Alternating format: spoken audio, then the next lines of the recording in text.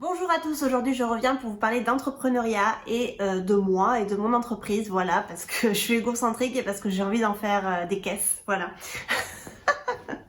N'importe quoi. Bon, oui, donc je viens de vous parler des 2 ans de Bonjour BCN, donc 2 ans de super aventure entrepreneuriale parce que ça fait 2 ans maintenant que je suis à mon compte et que je donne des cours à mon compte de français, d'espagnol. Il y a de ça 1 an, j'ai fait une vidéo qui s'intitule 1 an d'auto-entrepreneuriat où je vous parlais un petit peu des hauts et des bas de l'aventure entrepreneuriale. Ça faisait déjà 1 an que je donnais des cours à mon compte, des cours de français et des cours d'espagnol. Ça n'a pas changé, mais il y a beaucoup de choses qui ont évolué. Bon, j'ai mis beaucoup de choses en place cette année 2020 et c'est pour ça que je voulais vraiment vous en parler et vous expliquer un petit peu ce qui s'est passé, ce qui a changé, ce qui n'a pas changé en cette année 2020 et mes projets aussi pour l'année 2021.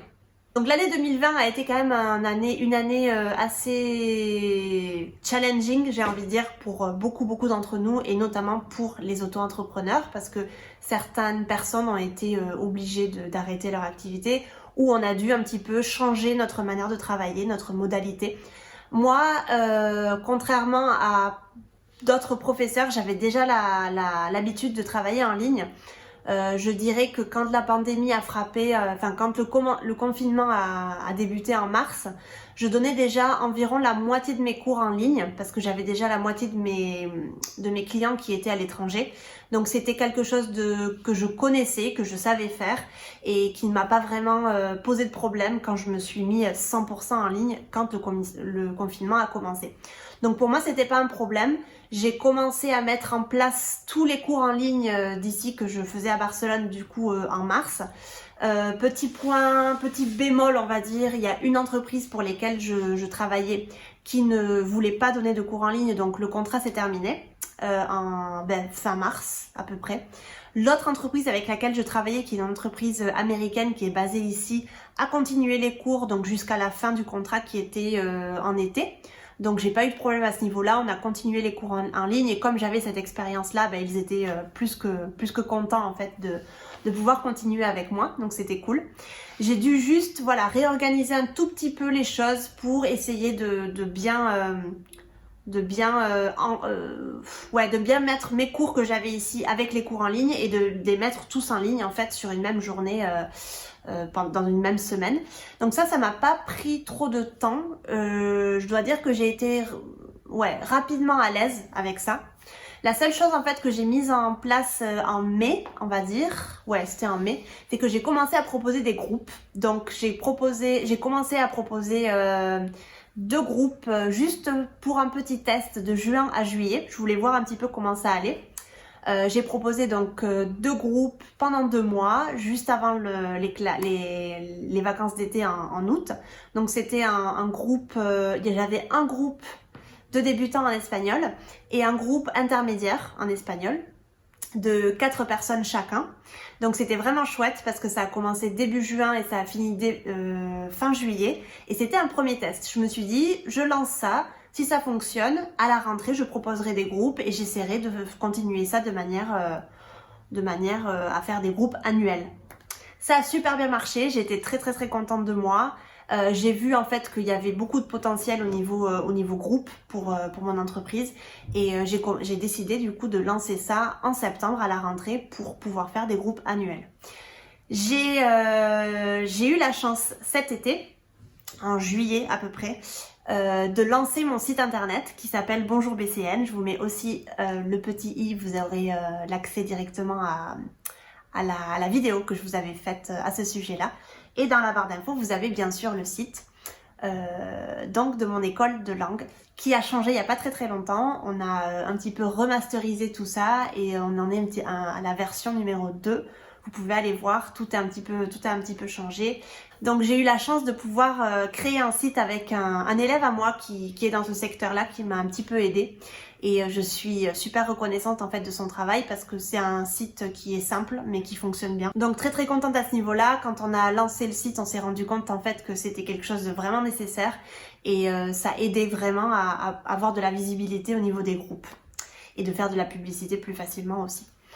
Donc, le site a été lancé je crois que c'était en juillet, il me semble, et les groupes ont commencé en septembre.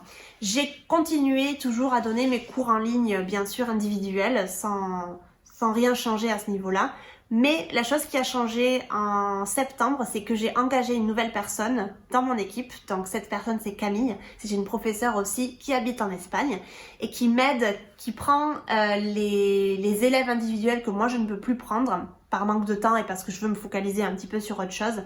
Et moi, je me concentre entièrement au groupe, aux quelques classes particulières aux quelques cours particuliers qui me restent et à un nouveau service que j'ai créé en septembre et je vous en parle de suite après.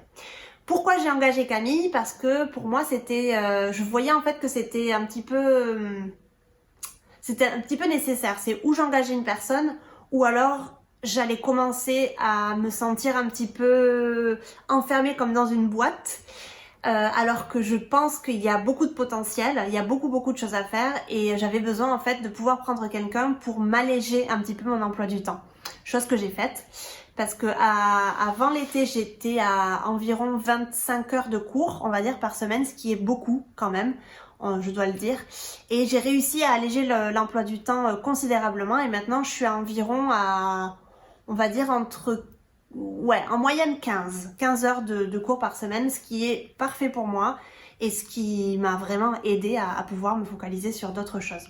Donc les groupes ont été lancés en septembre.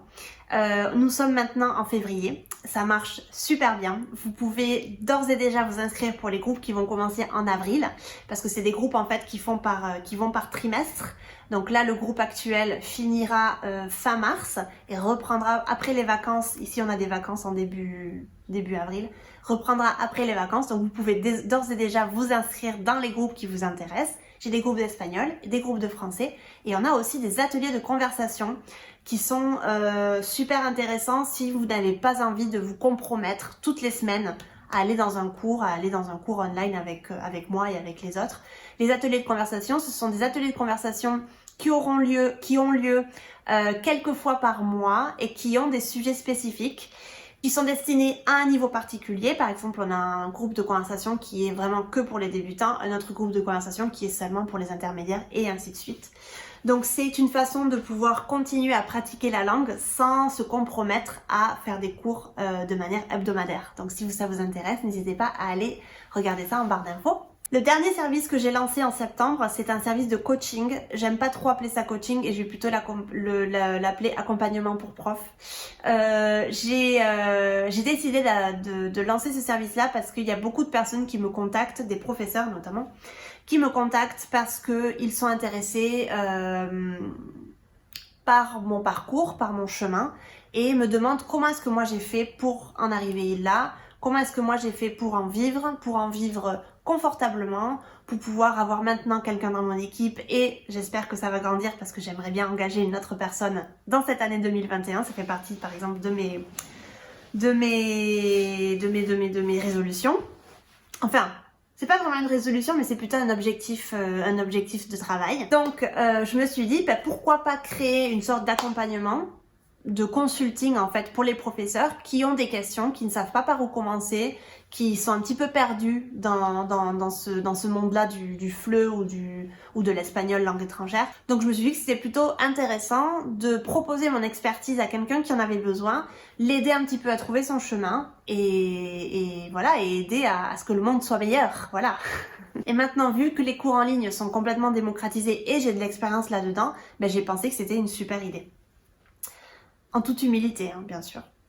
J'ai commencé donc les coachings en septembre, ça fonctionne bien. J'ai vraiment commencé à consacrer du temps en janvier de cette année. Donc de septembre à janvier, c'était un peu test. J'ai mis un petit peu ça en jachère et j'attendais un petit peu que les gens me contactent. J'ai pas fait beaucoup d'efforts pour promouvoir l'activité. J'ai commencé en janvier à bien promouvoir cette activité-là. J'ai un Instagram qui est consacré à ça. Je vous mets tout dans la barre d'infos encore une fois. Et donc voilà, c'est en train de fleurir petit à petit. Et je suis très contente d'avoir ces deux petites choses, ces deux petites facettes. La facette de professeur et la facette de formatrice. parce que je suis quelqu'un qui aime faire plein de choses en même temps, et le fait d'avoir 2 casquettes, je trouve que c'est cool parce que ça diversifie beaucoup mon quotidien. Voilà. Donc l'année 2020 a été une année très bonne pour moi, je ne vais pas vous mentir, ça a été pour moi, je pense, une meilleure année que celle de 2019, qui était une année vraiment de tâter le terrain et de commencer dans ce secteur-là qui m'était complètement inconnu.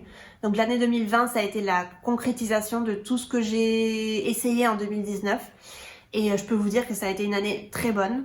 J'espère que cette année 2021 sera encore meilleure. Et pour mes objectifs de 2021, je souhaite vraiment développer beaucoup plus de groupes. J'aimerais à terme avoir beaucoup plus de groupes. J'aimerais aussi développer beaucoup plus les ateliers de conversation en français et en espagnol. Les 3 derniers que j'ai fait, c'était seulement en espagnol et ça a marché du tonnerre. Donc j'aimerais aussi me consacrer un petit peu à promouvoir ceux en français. Et pourquoi pas essayer d'agrandir l'équipe, donc peut-être de prendre une autre personne. J'aimerais aussi commencer à proposer de nouvelles langues. Donc pour l'instant on n'a que le français et l'espagnol, mais j'aimerais commencer à proposer l'anglais. Donc voilà, il y a beaucoup de choses en fait qui vont se faire cette année 2021 et j'espère qu'elles vont se concrétiser parce que j'ai très envie de le faire. Me consacrer aussi beaucoup plus à l'Instagram du coaching, au Facebook de l'école sur lequel je publie des choses, des petites infos, des groupes, des ateliers de conversation pour que vous puissiez y participer, etc. Je vous encourage à apprendre une langue si c'est quelque chose qui vous trotte dans la tête, parce que c'est quelque chose qui va ouvrir l'esprit, j'arrive plus à parler. Et je vous encourage à venir participer à un atelier de conversation si ça vous dit. Si vous êtes débutant total, il n'y a aucun problème. Vraiment, c'est quelque chose de passionnant d'apprendre une nouvelle langue, et de le faire en groupe, c'est toujours un chouette moment à passer aussi. Donc voilà, j'espère que cette année aura été très bonne pour vous aussi, et j'espère que 2021 sera très bonne pour tout le monde. Je l'espère du fond du cœur. Voilà. Si vous avez des questions, n'hésitez pas dans les commentaires, mais n'hésitez pas aussi à aller faire un tour sur mon école de langue, ça me ferait vraiment très plaisir de vous y voir là-bas. Je vous embrasse très fort, je vous dis merci pour tout votre soutien, et on se voit très bientôt dans une nouvelle vidéo. Bye bye!